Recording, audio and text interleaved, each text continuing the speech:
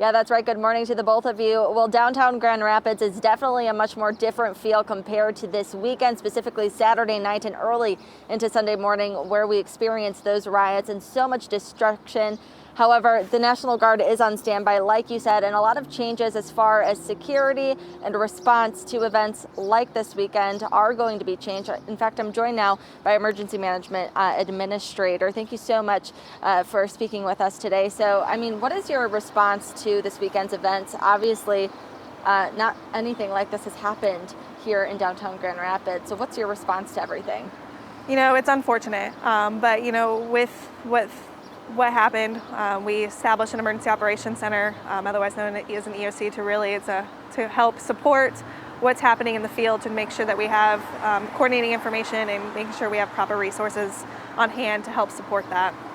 Right, so what changes are going to be made to the Emergency Operations Center? I'm sure after this weekend's events, you guys are going to be making specific changes. Have you already had those conversations? So an EOC is actually not a continuous standing system or facility. It is activated when we have either known weather coming in or known planned events coming in, things like that, or we're activating because of an incident that has occurred with a no notice. So we are working on our emergency operations plans. That's what we've been working on since I came on board in September. So there is a lot of discussion on, making sure we're improving our plans. And so with any incident, we will always do a debrief and try and figure out how we can always improve. There's always lessons to be learned, and learning from those and utilizing those to augment and improve training and exercising and our capabilities down the road for any incident. Yeah, and speaking of plans, there is a protest scheduled for today at 3 p.m.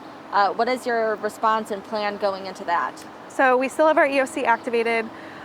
We are working closely with all the law enforcement agencies that are in our community to support us, and other logistical needs and things like that, and with our public information officers for information. And there is a large group of folks that, again, at the EOC that is monitoring and making sure that we have what we need to be ready. Yeah.